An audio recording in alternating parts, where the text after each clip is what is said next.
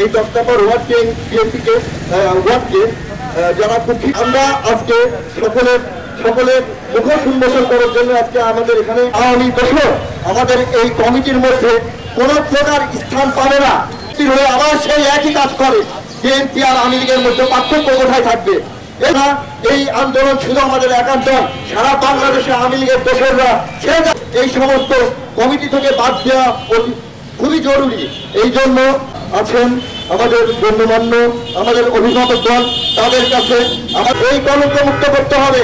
আমরা চাই আমাদের সাথে যারা ত্যাগী বিএনপি নেতাগণ আজকে আমাদের জেলা বিএনপির যারা অভিভাবক আছেন তাদের বিরুদ্ধে বিএনপির ত্যাগী নেতাদের তাদের থাকতে কোনো বাধা নাই, কিন্তু আমি যারা ভুল বুঝে ভুল পথে পরিচালনা করছেন এই সমস্ত দালাল জাদুকরদের বলতে আমার নিজের ওয়ার্ড 10 নম্বর ওয়ার্ডে আওয়ামী লীগে যোগদানকারী, আওয়ামী লীগের সাথে সমস্ত সুযোগ সুবিধা ভোগকারী যারা ফ্যাসিস্ট সরকারের সমস্ত কিছু ভোগ করেছে, তারা এখন আবার অনেক কিছুর বিনিময়ে, লোভনীয়তার বিনিময়ে কোন দৃষ্টিশক্তি থেকে কার উসিলায় কোন এজেন্ডা বাস্তবায়নের জন্য বিএনপির ত্যাগীদের বাদ দিয়ে আওয়ামী লীগের ফ্যাসিস্টের সুবিধা ভোগকারীদেরকে ওই সার্চ কমিটিতে রাখা হয়েছে, ভোটার লিস্টে রাখা হয়েছে, নির্বাচনী প্রার্থী ঘোষণা করা হচ্ছে।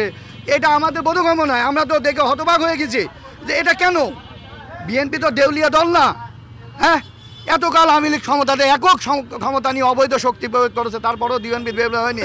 এখন বিএনপি সুবর্ণ সময় আসছে, এখন আওয়ামী লীগ ফ্যাসিস্টরা অন্তর্ভুক্ত হয়ে বিএনপিদেরকে আবার আমরা চাই অবিলম্বে এই 10 নম্বর ওয়ার্ড সহ পুরা বাংলাদেশ থেকে আওয়ামী লীগের যত ফ্যাসিস্ট স্বৈরাচার সুযোগ ভূমিদের আছে তাদেরকে বিএনপির সমস্ত স্থান থেকে ছুড়ে ফেলে দেওয়া হোক এবং তাদের বিরুদ্ধে ওই ফ্যাসিস্টের যে সাজা সেই পরিমাণ সাজার ব্যবস্থা গ্রহণ করা হোক। 10 নম্বর ওয়ার্ড বিএনপির বিষয়টা হচ্ছে যে এখানে পুরা আওয়ামী লীগের যারা দোষর ছিল, একসময় 17 বছর নির্যাতন করে আসছে, এখানে ওইখানে চুরি চামারি চিটারি বাটপারি মাদক থেকে আরম্ভ করে সব কিছু, তারাই আবার এখন বিএনপিতে যোগ দিচ্ছে এবং লিস্টেড ইয়েতে সার্চ কমিটিতে।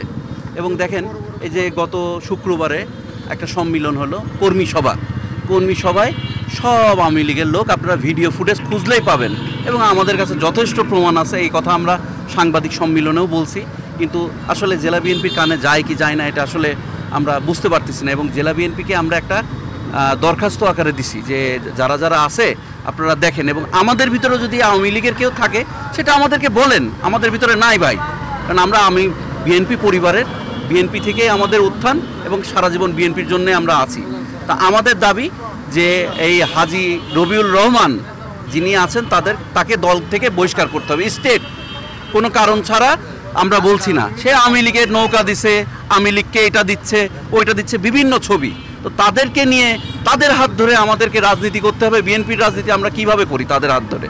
তা আমরা চাচ্ছি বিএনপি আমাদের যারা আছেন সভাপতি এবং সদস্য সচিব, তার কাছে আমাদের আকুল আবেদন যে এই আওয়ামী লীগের দোসরকে বাদ দিয়ে নতুন প্রার্থী দিয়ে নির্বাচন 10 নম্বর ওয়ার্ডের দিক, সেখানে আমরা স্বতঃস্ফূর্তভাবে থাকবো।